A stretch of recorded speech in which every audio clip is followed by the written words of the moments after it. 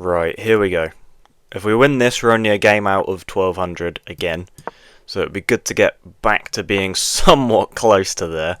Okay, I often like to play c5 right away or just develop my bishop. Could also just get a knight out, just mirror what they're playing, but that seems a bit redundant. Let's play knight f6. Yeah, I do like to play c5 straight away. It's like some sort of like reverse queen's gambit. Okay, they're looking to fianchetto this light square bishop, so maybe I just develop my own and then just sort of solidify this centre. Yeah, if we just play here now, this bishop doesn't really have much activity in the early game. c5 looks like quite a nice option before getting the knight out. So I think we'll play c5 now. Obviously if they take, we just take back with a dark square bishop. So that looks like quite a promising option if you ask me, guys. If they don't take, okay, they do take, this bodes very well for me, I feel like. I mean, just look at this bishop on this diagonal, that is absolutely stunning. At some point we could even put the queen behind it. A6, b5 at some point. Maybe just knight out for now, though. I mean, just look at this opening. We've got a really strong centre, knights and bishops on just bloody perfect squares. Okay, they jump their knight in. I'm not really sure what that does, because after a6... you can't go there, you can't go there, you sort of do just have to go back. So we'll gain a tempo and take some space. So knight b5 feels like a little bit of an inaccuracy. Just a little unsure what the point of that move was. Maybe if you had your bishop on f4, then you could play it. Obviously targeting this c7 square, looking to fork the king and rook, but your bishop is currently sat at home base. So we could take, obviously, but you know, this knight is not really doing anything and our bishop's very active, so that would feel quite silly just to take. Let's play here. Obviously if they jump their knight in, we can just play h6 and kick it away. Okay, they play here, maybe looking to bring the queen out and target this pawn on b7. Okay, I'm going to play here. I do like the idea of taking more space. It also means I can bring my bishop back to this square without it blocking the path of my pawn, because we don't want to block our pawns. But it is also important to note pawns do not move backwards, so maybe it was a little bit premature to push it out this early on. At some point this square on c4 looks like a beautiful outpost for my knight if I can get it there. Like sort of like this, just because there's no pawns either side now that would be able to threaten it. But obviously if we play here they would just take, so maybe a move like bishop c7, just a bit of a preparatory move. Yeah, because if we go here then here and they take and then we take back, we're also targeting this pawn on c3. So I quite like bishop c7. Obviously if they take this knight we'll just take back with the queen. There's no issues on that front. I think this game is going relatively well so far. I don't really think we've... Okay, so we've allowed the knight to jump in. Obviously here they would take the bishop.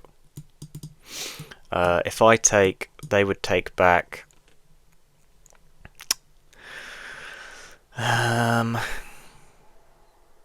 Yeah, I'm unsure whether to take or not. I think I do have to take, and then maybe just bishop back to b6. Maybe bishop c7 was a slight inaccuracy then. Yeah, okay, now they're targeting like this, which is a little bit frustrating. Maybe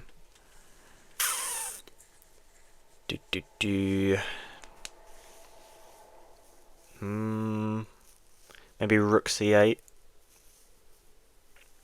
I quite like rook c8. I know that they're going to take, and take, but then king h8, rook g8, just on this open, semi-open g file. I'm just trying to justify it. Okay, they go there, that's fine. Maybe they don't want to take.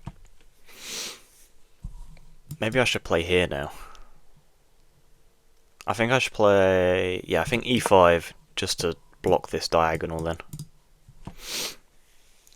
Just take a nice centre. Guys, I am sorry, I'm a little bit congested, so if you can hear me like sniffling about, I am very sorry. I need to record a video, so we're going to have to make do, I'm afraid.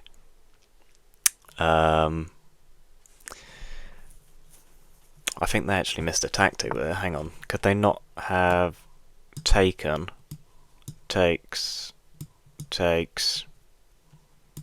I don't know. Maybe there was nothing in that, but I don't know. It looked like there was to me. What am I looking at here now? Maybe h6, ask a question of the bishop. If it goes back, maybe queen here. I think we should probably play h6. Just ask a question of the bishop. If they take, I'll obviously take back. This pawn is very weak now, though. That's certainly not ideal. We do get this square, but obviously they can just go back. Very interesting. Could also pin this bishop to the queen. Yeah, let's go for that. Why not? Pin the bishop to the queen. Oh, they do have this check, but then they just lose the bishop. So, but if they needed this check as a last resort to save their queen, I guess they do have that. I'm also looking at like bishop here now. Yeah, I think bishop here just looks stunning. It's just unfortunate for them that their queen is in front of their rook, because they'd have to trade with the queen first. Obviously, if they take, guys, I just take the queen. Yeah, and now it looks like we're going to pick up this piece for free. So we take the bishop. So that was a nice little find from us. We're just up a piece now. They do have 2 pawns and we only have 1, so it's only plus 2 points of material, according to chess maths. Takes.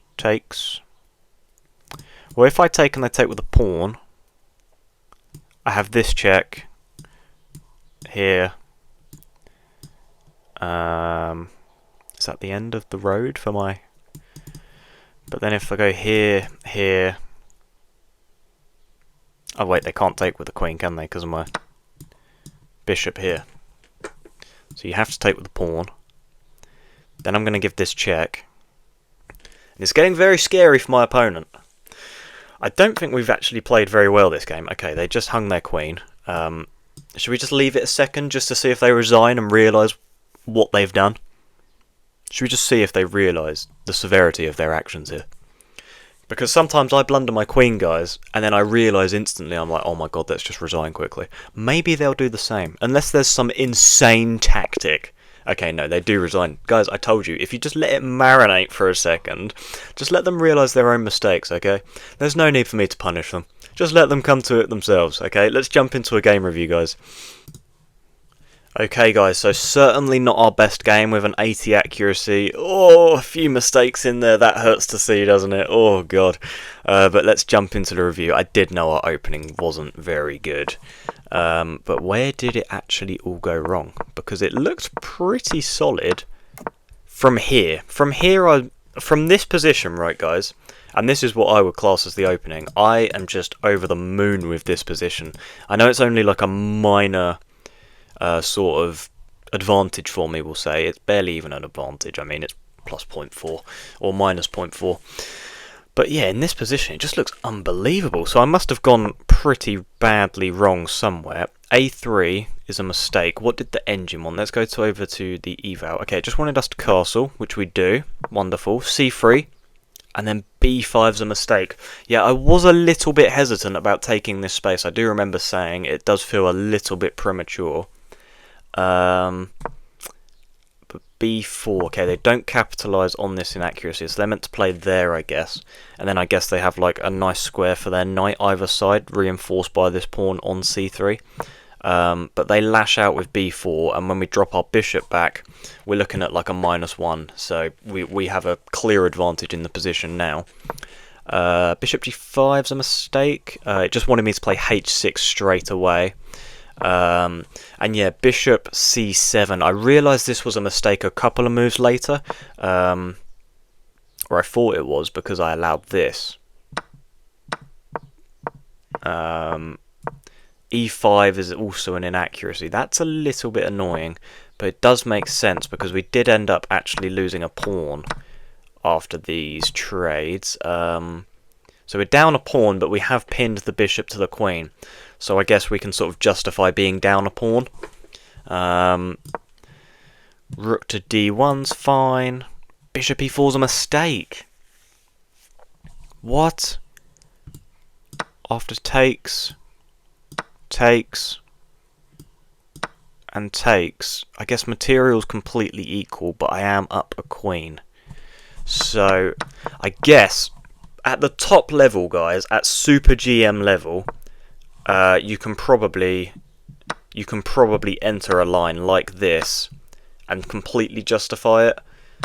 But this guy is not a Super GM, and neither am I, so yeah, to just blunder your queen away, or well, to blunder a piece, I mean, what can you really do? And then they just hang their queen. Yeah, so I'd have taken, is there a mate? There's got to be it. So if they took back with the pawn, I was going to give this check. Let's say they go this way. Not bishop g2, queen g2, king e1, and then where do we go from here? Just rook e8, wow. And yeah, there's literally nothing they can do. They can play here. Oh, you give it with the rook. Okay, that's interesting. And then here, and then yeah, the king just has no more squares to go to. So guys, hopefully that was an entertaining game of chess. I mean, it had all the sort of things you expect at 1200 elo level. Someone hung their queen, poor openings. It's what goes down, guys. If you enjoyed this video, please subscribe, like the video, comment down below, just interact as much as possible, share it with anyone, and I will see you in the next one. Goodbye.